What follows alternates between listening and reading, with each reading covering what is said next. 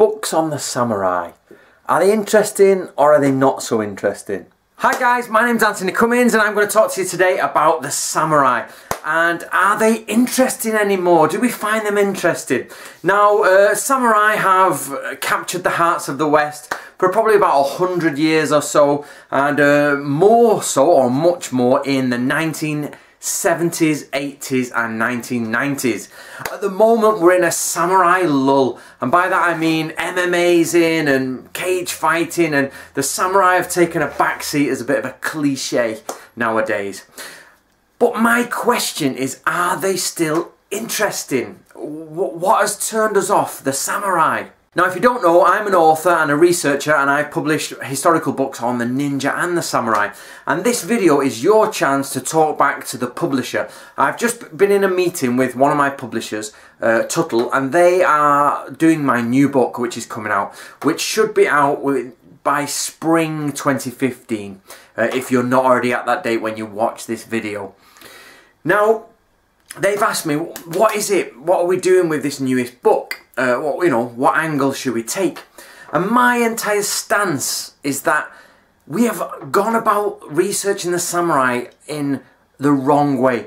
And by that I mean, I don't mean the work done is wrong, I mean we've come at it from a wrong angle. So what I want to do now is take you through some of the books and see, and hopefully by the time I've gone through the list you'll see just how much of an angle we've taken with the samurai. So I'll do this quickly, so keep up. Okay. Shinto, the basic religion behind Japan. I've put this in there simply because you need to have an understanding of Japan. Bushido, not written by a samurai. Not at all written by a samurai. It was written after the samurai. Not written in Japanese, written in English. The Swordman's Handbook, brand new out this is at the time. Now this is a collection of Miyamoto, Musashi, Yagyu and a few swordsman's teaching. The problem with these ones is that while they're good books, is they very much concentrate on the high level nuances of a sword school without actually giving any technical advice. The Secret Arts of Japanese Warfare. Now this is quite a new book, and it's one of the first ones after my books to actually start translating historical, sort of like documents, if you will, that are not just, here's how to do a sword. This is actually a battle manual. Not a bad start, actually.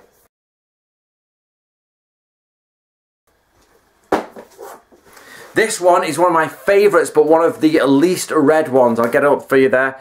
That is actually, I think it even's out of print now. It's a samurai medic, a doctor, telling you how you should and should not lead your life to be healthy.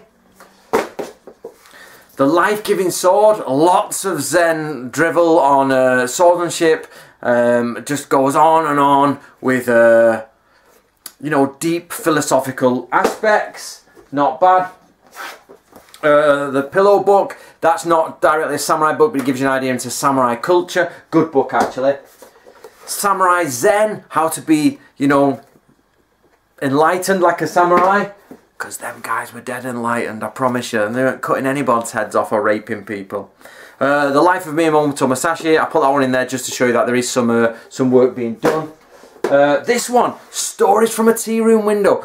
Actually, unbelievable waste of an opportunity. While the book itself is excellent, it's written by Chikamatsu Shigenori, and Chikamatsu Shigenori wrote over 150 manuals. We have just published Iga and Koka Ninja Skills, if you're interested, and that's by Chikamatsu Shigenori. And he had all the skills of the ninja, he had all the skills of the samurai. What did they pick to publish? Tea! Right, what a lot of crap. So Seppuku, good book by Andrew Rankin. Excellent look at the ritual suicide by the samurai. Sorry if I'm going in and out of focus, I keep putting the book near the thing.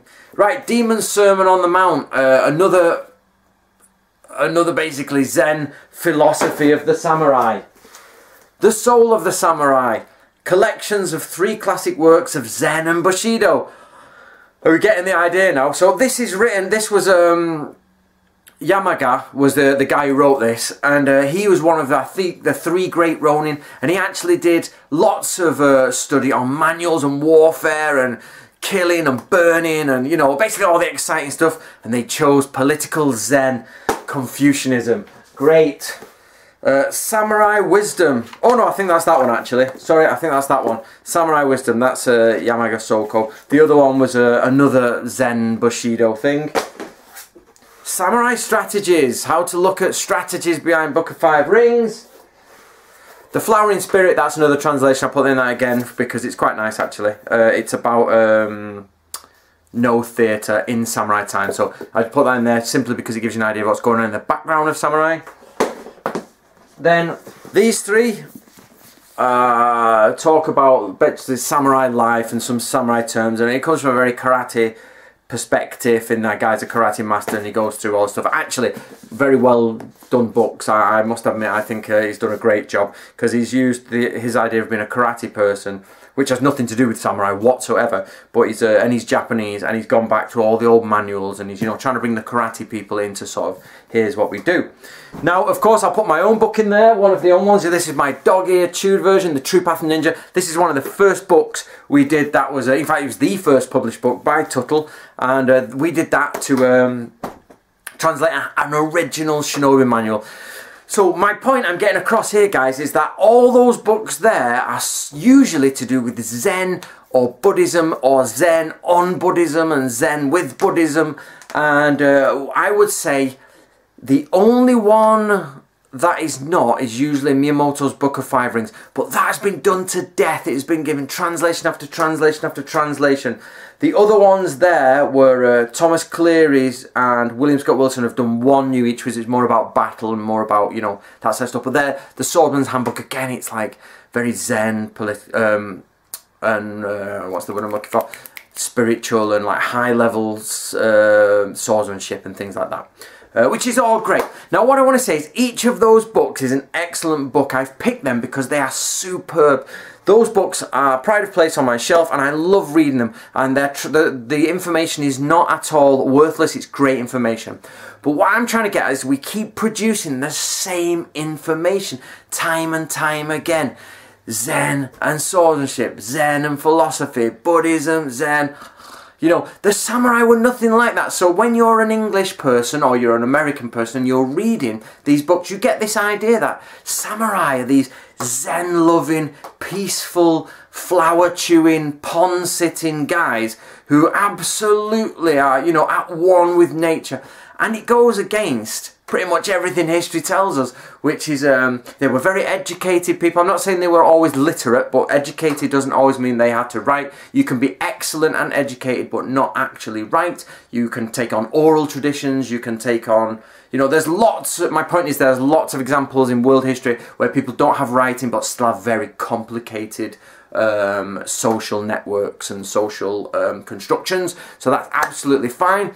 But the point I'm making is that the samurai were these hard, brutal, warmongering, machine death-killing, you know, absolute beasts of men who were like scarred up, pulling leather bits on, you know, strapped cloth around them, tooled up to the max with weapons, helmets on, decapitated head in hand, burning villages down, and then they would go and pray later on and, like, you know, maybe talk about some classics and poetry and, oh, rah, aren't I great? But it's not the impression we have. So I'm going to ask you now, publishers, have they gone the wrong way? Are we continuously publishing drivel? And are we making the samurai boring? Now here's your chance to talk directly to the publisher. I'm going to send this to the publisher and they're going to read the comments below. So here in YouTube, do not make comments on Facebook because it will not be read. Go to YouTube. Excuse me. Go to YouTube below. Write out what you think you want to see from the publisher. What do you want to see? So the new book that we're writing is actually... it's about the samurai and it's about the ninja. And what I've done is I've deconstructed everything.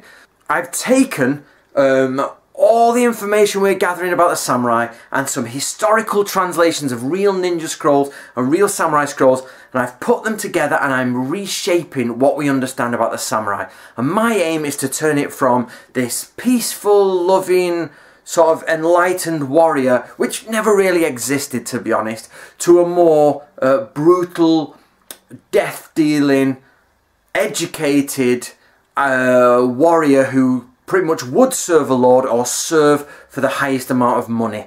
You know, to get away from this idea that all samurai were absolutely loyal and peaceful. If all samurai were loyal and peaceful, how do you get military coups in Japan, and why do we have wars? Utter rubbish. Japan was a nation of war for 1,000 years, yeah? The only reason they didn't have war in the last couple hundred years is because they were being oppressed in a dictatorship. So this idea of peaceful samurai is totally erroneous. So that's my point. So here's your chance to speak directly to the publishers and tell them the type of things you want to see. I'm going to put the link for the new book in here when the time comes. It should be on Amazon in about August or September to pre-order, and it'll be out in spring next year. So the new book is coming, guys. Lots of new Shinobi information and lots of information on the samurai. So get ready for that. So tell me, what do you love about the samurai?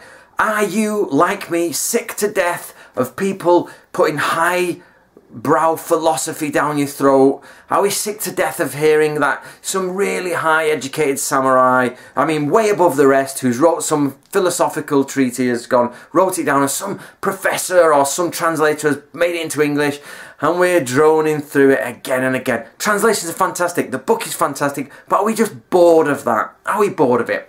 So I'll leave that with you guys. Get to YouTube, get clicking away on the old fingers, get all them comments coming, and let's speak direct to the publisher, and I hope you look forward to the new book. It's coming soon.